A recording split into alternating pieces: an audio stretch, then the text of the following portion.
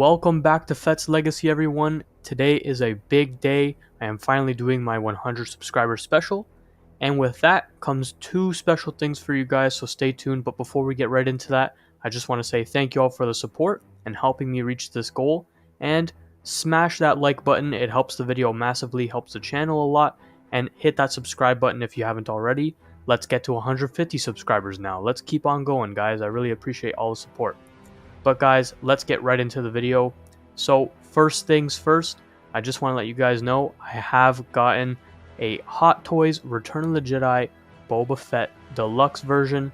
So I will be giving you guys some shots of that and just kind of explaining the figure.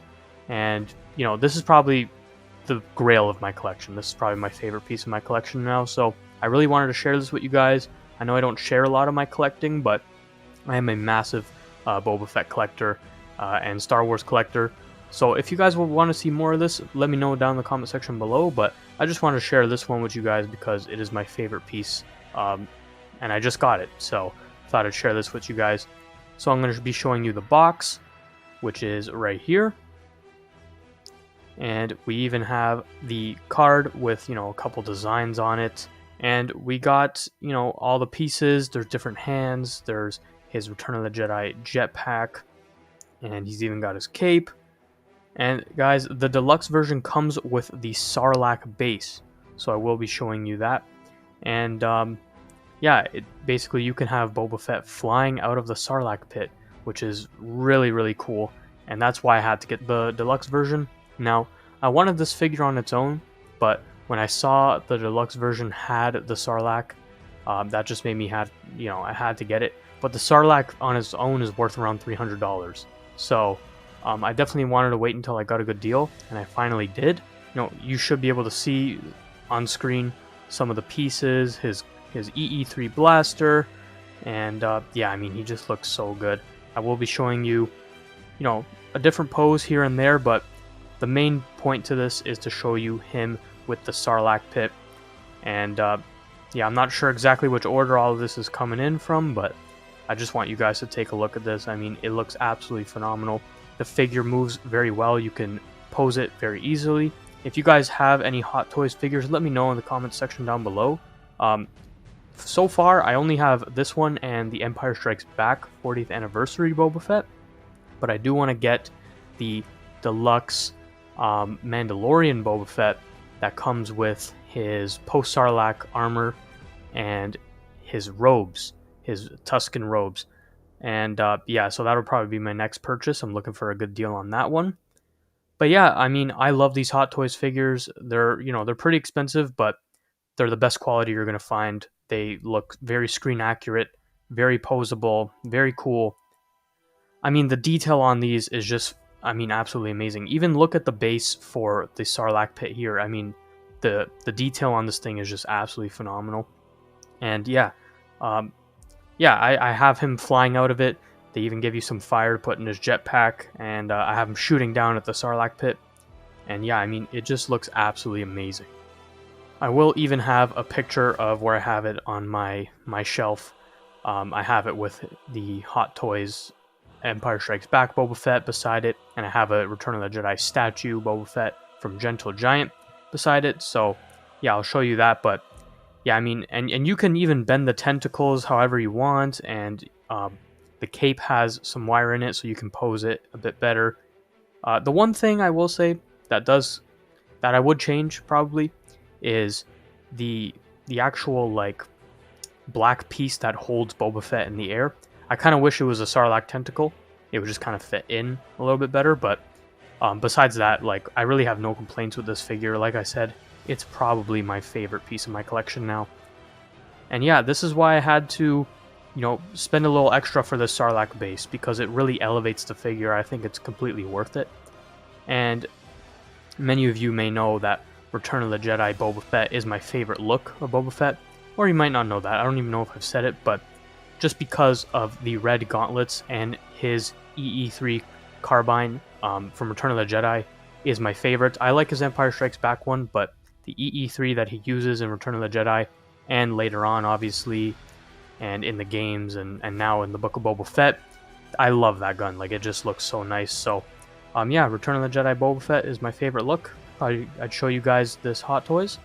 And yeah, let me know what you think of it down below. I love it. I absolutely love it. And yeah, I thought I'd just share this with you guys. But now the main part of this video, we are going to be talking about Andor and just some of my thoughts on how bounty hunters could potentially play a role in the show. And you guys do know that I do love bounty hunters. Boba Fett is my favorite character.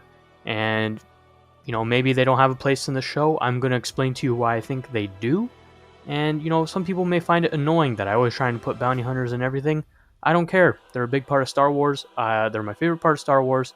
Boba Fett is my favorite character, and I want to see him in things. So, guys, I do actually think bounty hunters could play a massive role in this show. Now, we do know that this show takes place over a few years, actually, and it's not really a set time, but it is during the time of the Empire. So we do know during the time of the Empire, bounty hunters were very prevalent. It was, you know, a massive part of the galaxy at that time, even more than during the Republic, because they actually had a huge part to play together, as a lot of the bounty hunter guild work ran right through the Empire. They would hire people, they would pay the credits. A lot of it was very structured, but the best bounty hunters didn't really go through their structure. You know, your Cad Banes, your Boba Fett's, etc. So during the Empire, there were many, many bounty hunters. There were many people, you know, wanted for things because the Empire kind of sucked at their job and they couldn't really, you guys know the Empire. They can't do anything. They can't hit someone standing 5 feet in front of them. They got outsmarted by children all the time. The Empire kind of sucked. The rank and file soldiers for the Empire couldn't do much, so they heavily relied on bounty hunters to bring in some of their bigger targets that, you know, regular stormtroopers or even death troopers could not handle. And so what I think this means is this show is going to be heavily focused on the rebellion and some big figures, Andor, Saw Gerrera, Mon Mothma, etc. So could we see potentially Darth Vader or Tarkin or another Imperial hire some bounty hunters to go after these people? Now, I think it's a possibility. I would love it. Maybe give some Empire Strikes Back throwbacks, some callbacks. And I think we could potentially see characters like Boba Fett in this timeline. Now, Cad Bane, on the other hand, I think it's a bit of a stretch because we're talking about working, you know, with the Empire, going after the rebels, and it seems like Cad Bane doesn't have any love for the Empire, which is probably why he fell off of bounty hunting for such a big time, because if you're a bounty hunter and you're not working with the Empire and the Hutts, I mean, you know, you're not really doing much. Because most bounties run through the Empire, if you're not working with or for the Empire, then you're not going to be doing much as a bounty hunter, and you're going to have to rely on, you know, the second-hand contracts and the ones that are more under the radar. And so that's why we didn't really hear much of Cad Bane. Now, who we could see, like I said, Boba Fett is a big player, and I think it would make a lot of sense for him to show up. He is recognized as the most feared bounty hunter in the galaxy. He always gets the job done. Everyone knows him. Darth Vader knows him. It makes sense for Boba Fett to show up in this show. Could we even see a young Din Djarin? Who knows? I mean, that would be pretty cool, but him and Boba Fett can't interact, you know, because it seemed like they had never interacted before in The Mandalorian, so I don't think we'll get a young Din Djarin.